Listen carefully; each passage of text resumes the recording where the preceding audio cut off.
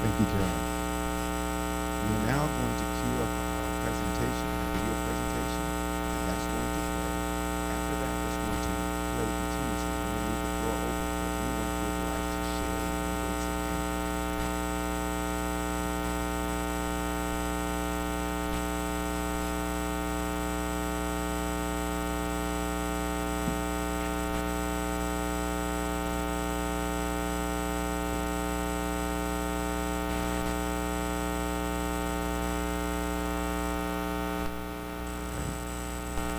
While we're working out the technical difficulties, we will.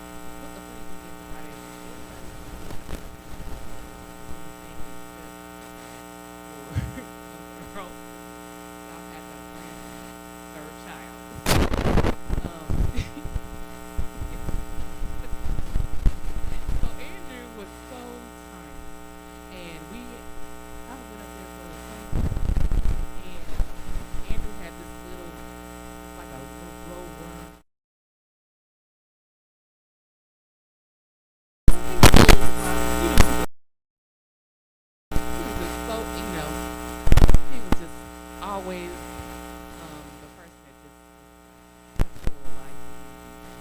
And then there was another time when he had told my mother, which she's over there, he said, "You are so beautiful to me."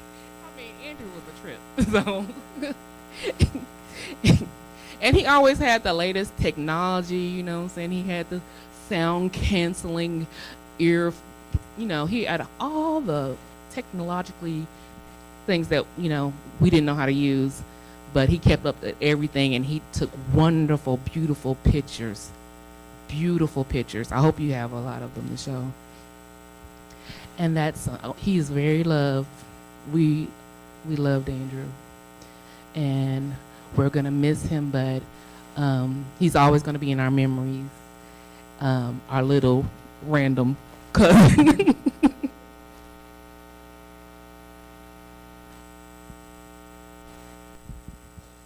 Thank you, Lisa. Anyone else like to speak on behalf of Andrew?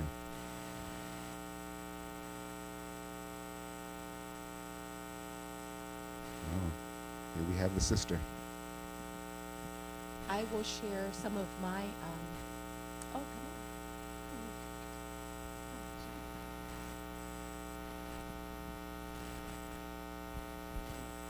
on. Okay. I'm not, you know I'm too old to be.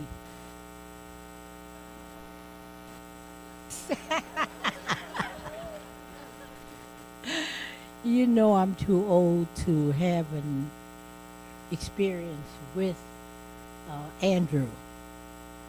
But Andrew is a legacy. If everybody knows. Lon, Earl, Casanova, everybody's here. And it makes me feel like through Andrew, we're back together again. Now, I don't mind saying I'm older than Biden, you know, and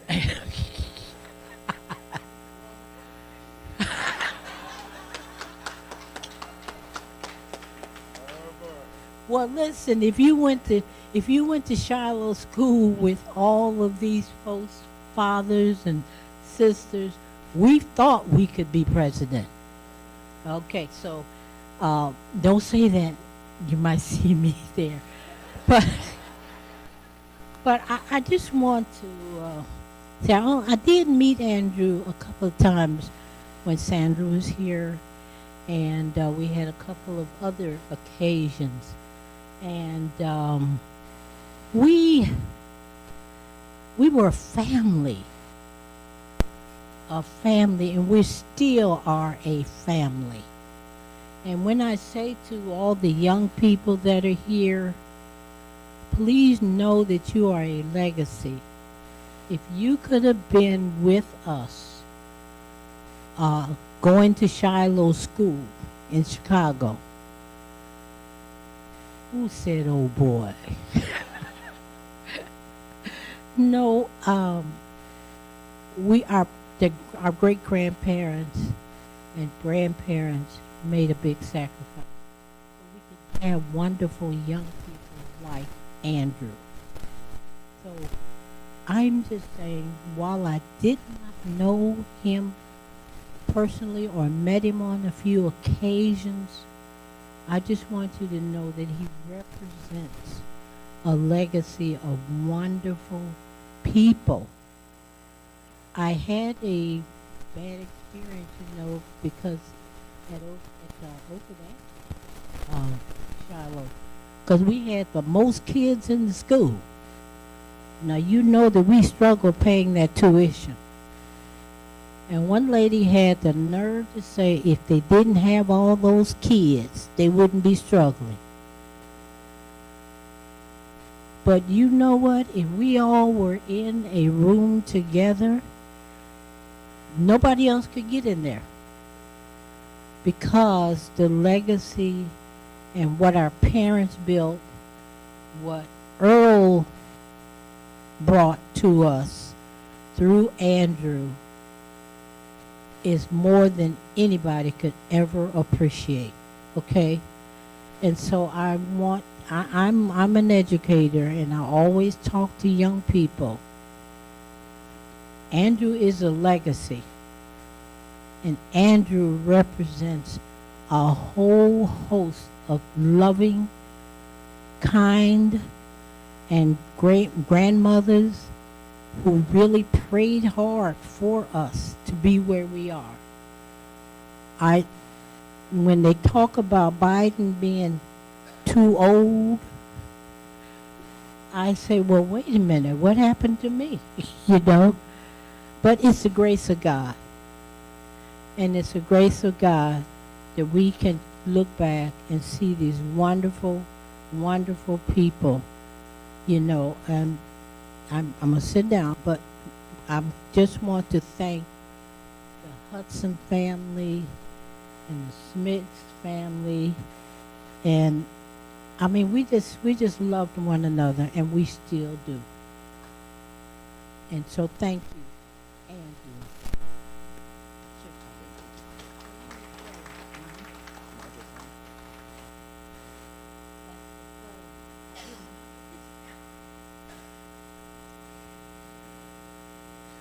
The joy of these reunions is seeing people you don't even remember 40, 50 years ago.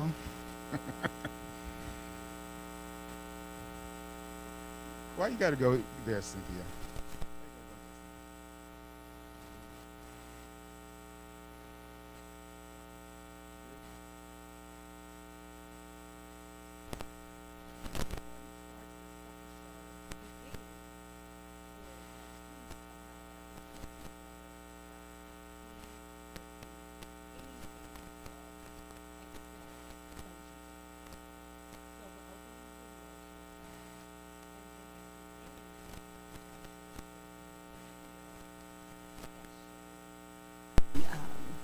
Production part of Andrew. He actually created a little movie that I would like to share with you guys too.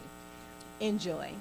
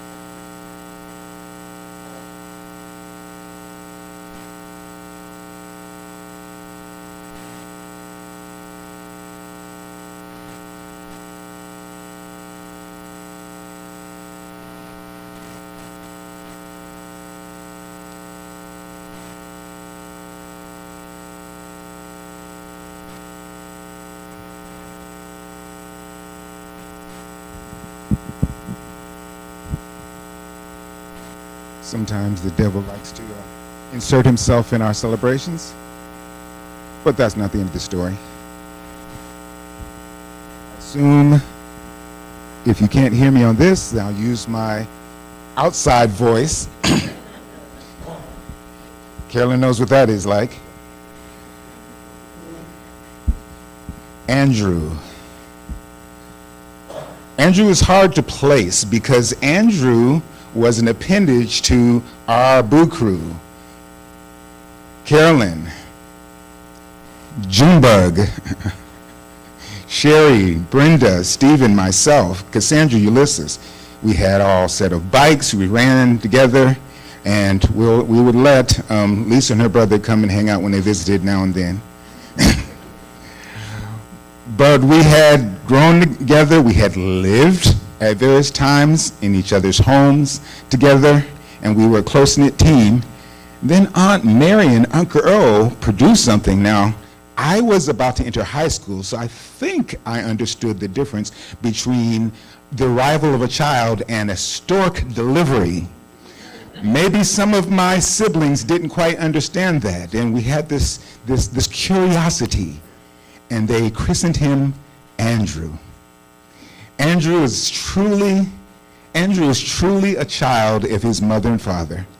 Andrew has that backbone, maybe even a little stubbornness, the persistence of mom, and he had the strength of will and the independence of dad and many other attributes, which if you know him, you will understand. But we're not going to put Andrew out like that.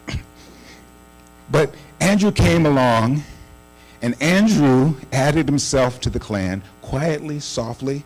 I think because I'm the eldest of the crew, he was a much better baby than Carolyn was.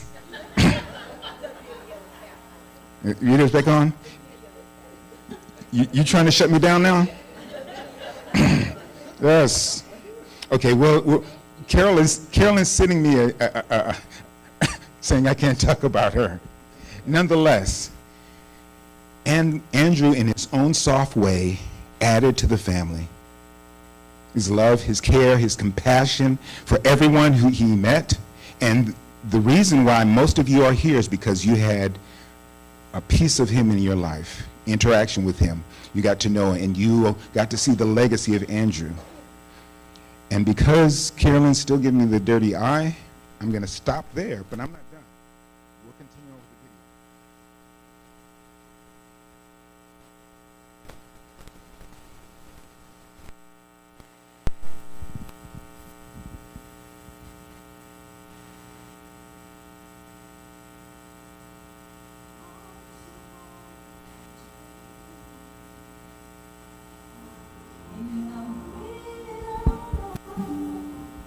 What seems to be young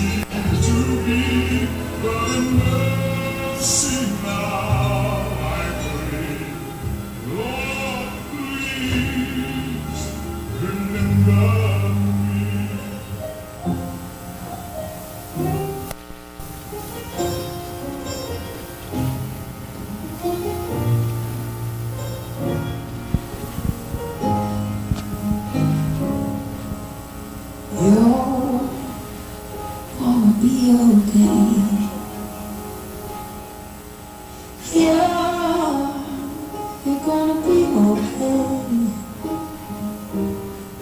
Oh, the sun will keep on rising in that old familiar way, and everything is gonna be okay.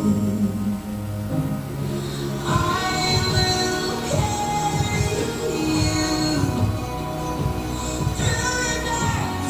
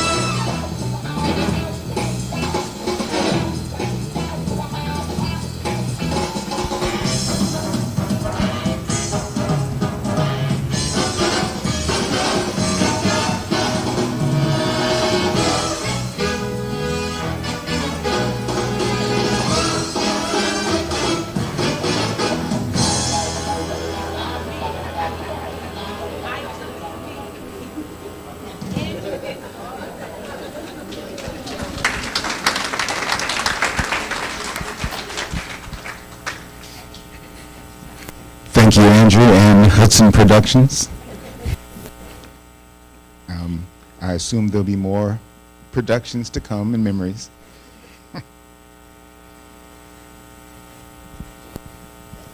So before Carolyn interrupted me, my memories of Andrew. So Andrew was born right when I started high school. Yeah, and you guys were still in junior high, and we were starting to try to get licenses and go our various ways. And I remember him as a quiet baby. We could run around, play with, drag around, throw around a little bit when Aunt Mary wasn't looking. And as life progressed, off to college, you see him as a toddler, and then off to get married and see him in school.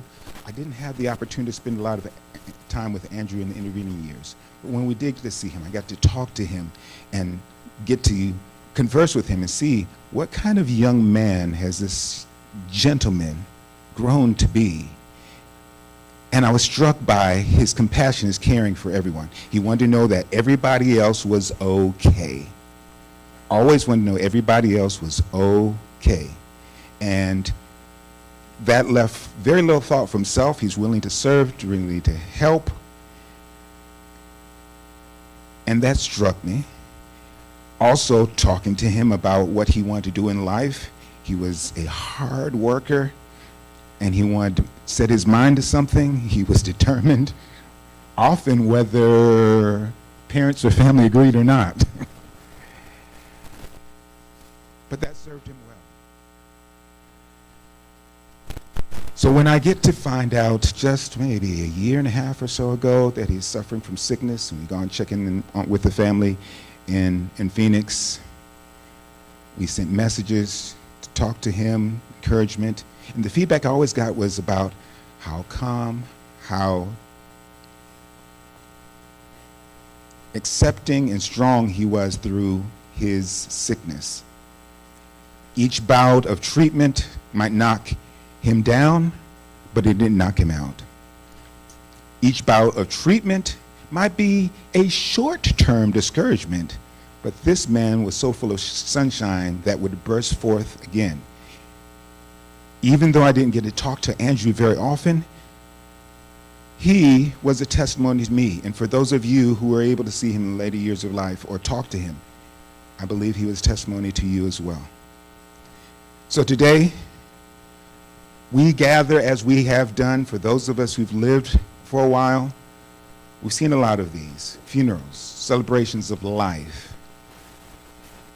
We've mourned the dead. But what I'd like you to take away from today, and I think the family would like you to take away from today, is remembrance of your experience with Andrew, but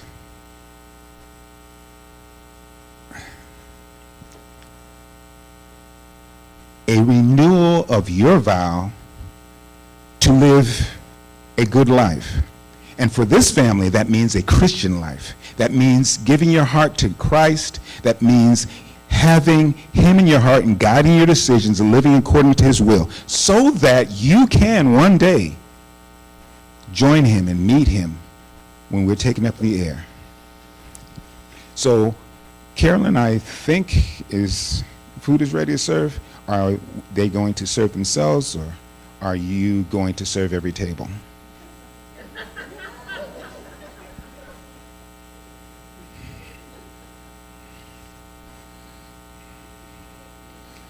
All right, so what we'd like to do is we're going to invite you in an orderly fashion. I'm going to ask first if those of you who are, let's see, yes, Biden age, we'd like the senior members of our family to be served first as a matter of courtesy. So we're going to ask the younger folks, those of you, and for me, I'm going to consider younger folks under 50, we're going to ask you to hold off and let our senior folks serve themselves, and then feel free to take part. We're going to leave the microphone up. I'm going to have you, if you have an opportunity, we are going to have pictures of of Andrew up again, and we'll leave the floor open for you if you would like to speak on behalf of Andrew. So let us proceed with our meal.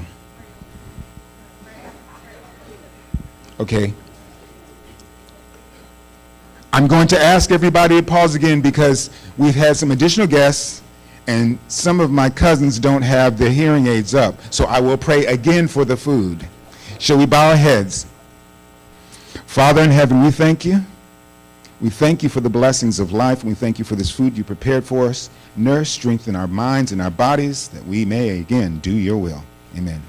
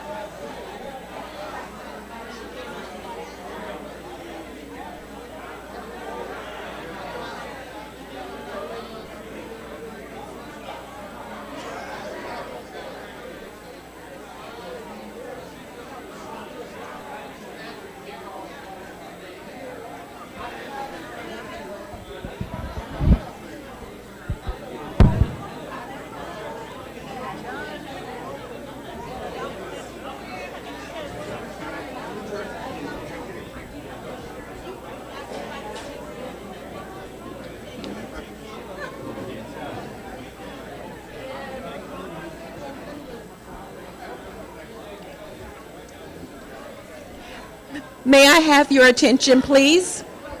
May I have your attention, please? Thank you. While you're fixing your plates, I just wanted to share a few things. My brother, it was in September or so you can know the background behind his illness. He was concerned about having headaches, and he thought maybe he needed a root canal. After running several tests, is when they found out that he had stage 4 Burkitt's lymphoma that was all over his body, brain everywhere. In November of last year, he moved in with our family to start treatments. He started in Omaha, but he continued in Arizona. And for 7 months, my brother, with the strength of God, went through chemo in his brain as well as his body. Twice a week for the brain and 4 straight days for the body. And in April, the PET scan was completely clear. Thank you, Jesus. He was cancer-free. He was preparing to do an assignment in Alaska. He wanted to travel again. He wanted to hit the road. Our prayer was, Lord, don't let him do that. He's not ready. He's tired. After 7 months of chemo, he's weak. Things fell through with the contract, so that the Lord really did answer that prayer for us. But by Mother's Day, he said something's not right. He was beginning to feel pain, and something was wrong. His white count was low. He went back into the hospital, and they found out that the cancer returned on the other side of his brain. So they started treatment, and it was responding to the cancer. It was shrinking. So we were very optimistic. God can do it again. But he had been so weak from the first treatments. Andrew was tired. He was so tired. Now, we know we have a God that can do anything. But Andrew was tired, and God saw fit for him to rest. The beauty of it all was we were allowed another month with him. He had a cardiac arrest, which is why he was intubated, and we had another 5 days. The day that I saw him intubated, we were saying our goodbyes. That's the picture that you saw with us kissing him goodbye. I did 1 surgery. I came back in the afternoon, and when I walked in the room, he heard my voice, and he did this. And I said, ooh, thank you. So we were so thankful that we had that other week with him. And not too many people get that opportunity. So in spite of him being gone, I am so thankful to God that we were with him to the last moment. Andrew did not want me in the room, and so I honored his wishes, and I left. But as soon as they stopped the medication, I saw the blood pressure drop, and they hadn't even removed the tube. He would not have sustained on his own. And so the Lord allowed him to rest. I'm at peace. I know I will see him in the kingdom. And I want each of you to strengthen your relationship with God, because he is coming again. He is coming again. And we need to be ready when he comes. So continue eating your food. We're going to share some more stories, because I have some that I want to share. And I love each of you, but just keep eating.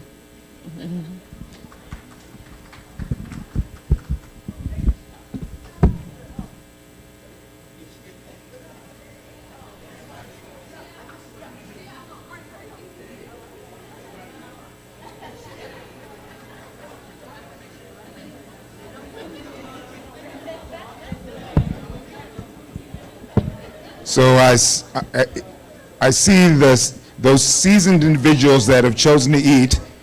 I hopefully been served. So you youngins can now feel free to enter into the line.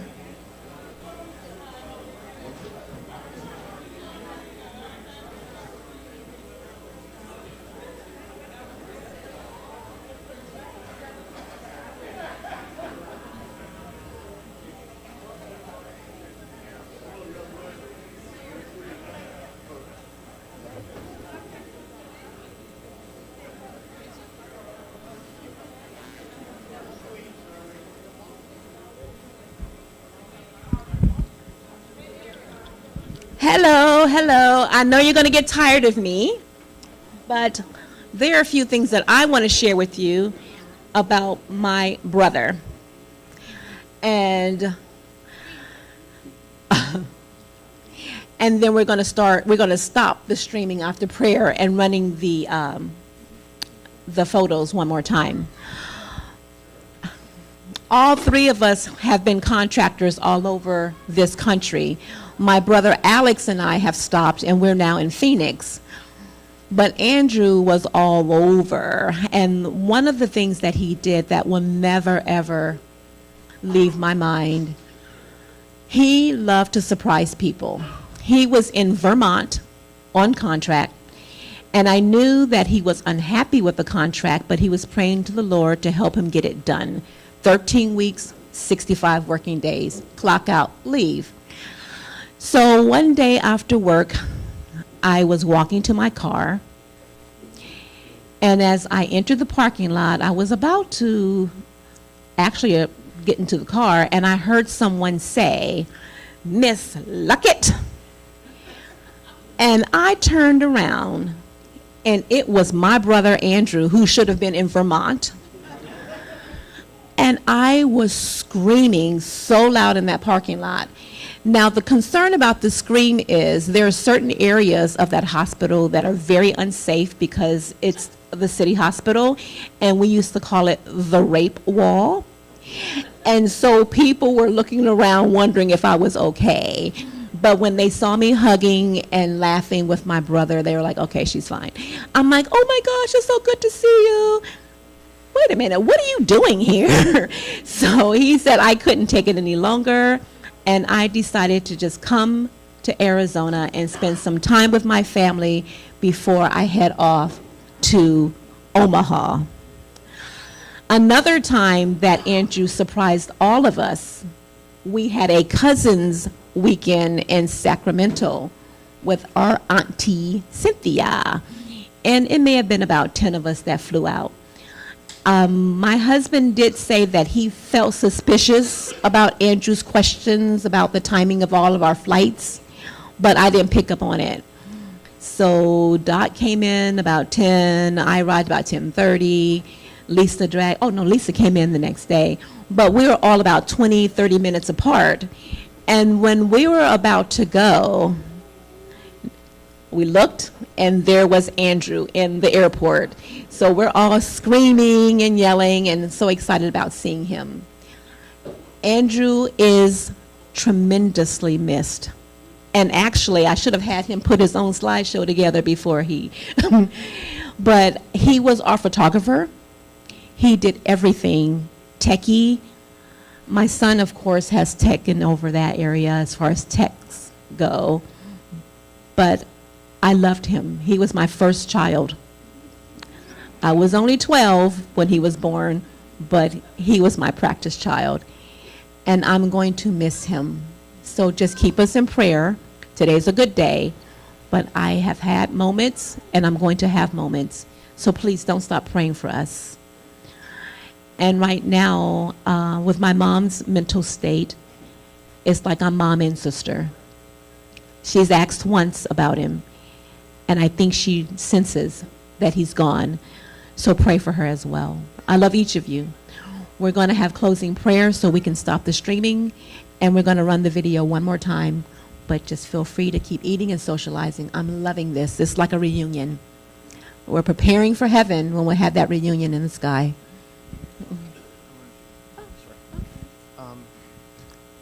Hi, I'll be quick. Yes, yeah.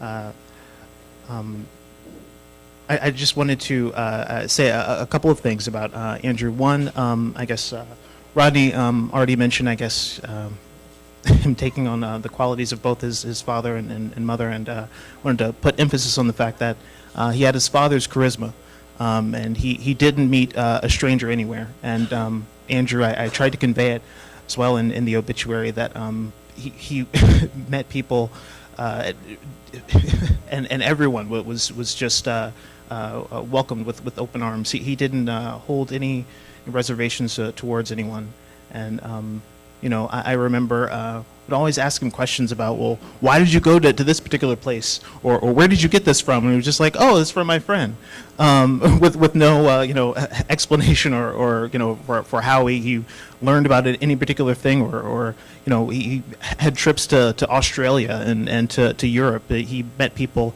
and just became close to so many people.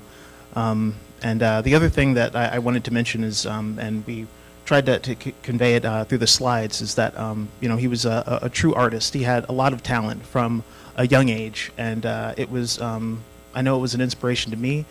He had scholarships, to be able to full ride scholarships to be able to explore his art, and but he went to the beat of his own drum, and he struck out to open up his own photography studio and ran that for a decade, and that was how a lot of people encountered him. Not just he ran it in Pennsylvania, but around the country, and he did campaigns for politicians that were up on billboards. He did advertising. He did photography for so many different people, and I just think that continues to live on through his art. Through his work. That was what I wanted to say.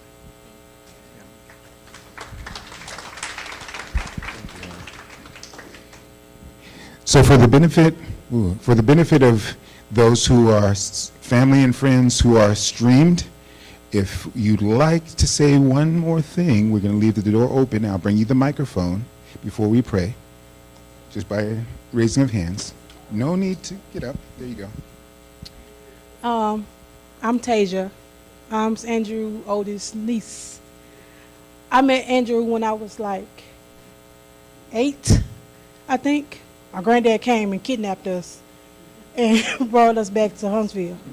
So all the way there, me and my sister rode in the back on the floor, under the floorboard, like just sitting there.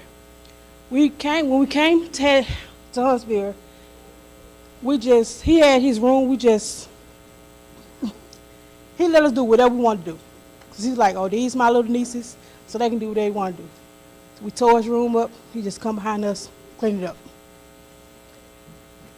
In September of 2020, he popped up on me in Hattiesburg, and I'm like, what is you doing? How did you get here? Like, where you coming from? He wouldn't answer no questions. He said, well, I'm going to go see your mama. He went to go see my mama, and he kidnapped her and took her to Arizona. So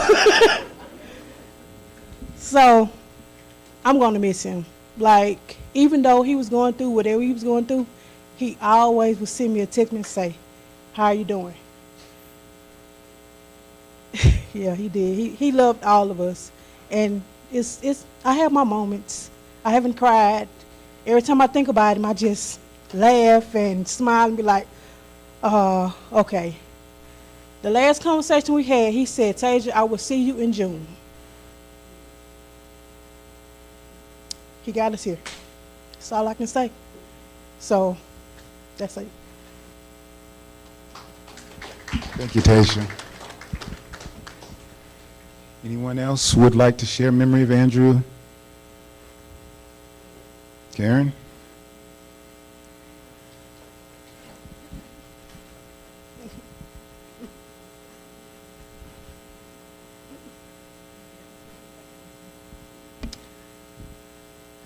Well, I'm Karen, and I'm the oldest cousin, I think.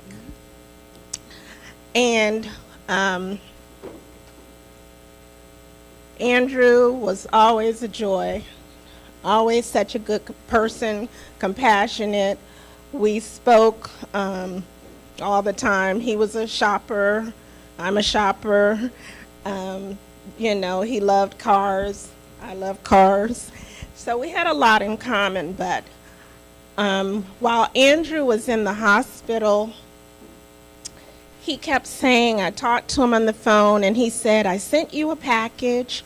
I sent you a package. Did you get your package? And I'm saying, what did he send me? I'm all excited, waiting for a package from my cousin Andrew. And I finally received the package. And when I opened it, it was a picture years ago.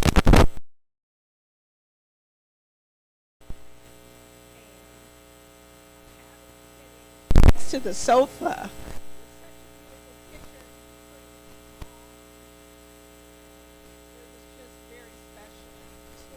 Because I lost my dad last year. So now I look at that picture, and of course I always thought about Andrew, but now I'm thinking about him more because he thought enough of me to take that picture and send it to me, even when he was in the hospital, So I love him, I miss him, and all of us as family again. Thank you. Thank you, Karen. Anyone else? All right, I'm going to ask if we could pause for a moment. We're going to have a prayer for the benefit of family and friends who are streamed with us and semi-close these proceedings, but we'll continue on with our fellowship. Shall we bow? Father, today we celebrate the life of your child. You know the hairs of our head. You know every thought that we think, where we're going, where we come from. And in this case, Lord, we bless us and Lord, that your legacy continue through us, that we will strive to highlight and live out the positive attributes that Andrew lived to his spouse, that he exemplified. And as we leave this place, we always ask for your protection. We may hold open the doors of heaven and be willing to receive us, give our hearts to you until that time when you come. Amen.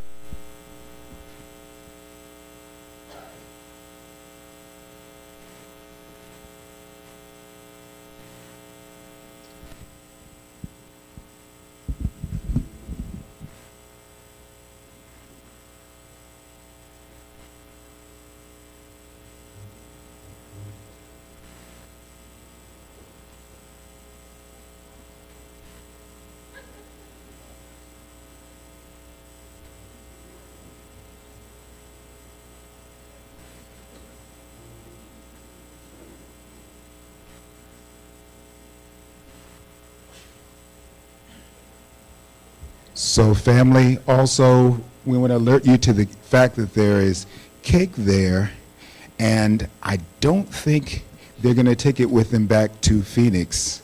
One. Two, are they looking forward to having it for breakfast? Two. So the third option means that we're going to ask you to help partake of that cake. Thank you.